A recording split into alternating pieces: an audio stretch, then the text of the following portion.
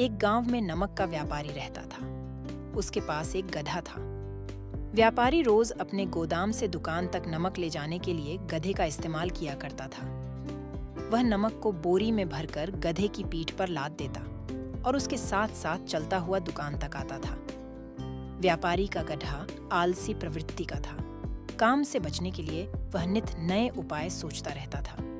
गोदाम से दुकान तक के रास्ते में एक नदी पड़धती थी, जिस पर एक छोटा पुल बना हुआ है। एक दिन नदी पर बने पुल पर चलते समय अचानक गधे का पैर फिसला और वह नदी में जा गिरा। नदी के पानी से नमक की बोरी भीग गई। जब तक व्यापारी ने गधे को पानी से निकाला, तब तक बोरी में भरा बहुत सारा नमक घुल चुका था।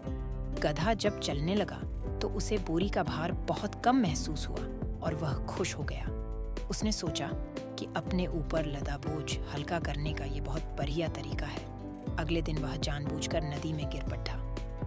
नमक पानी में घुल जाने से बोरी का वजन फिर कम हो गया। उसके बाद से वह हर रोज ऐसा ही करने लगा। रोज रोज गधे की ये हरकत देखकर व्यापारी उसकी चालाकी समझ गया।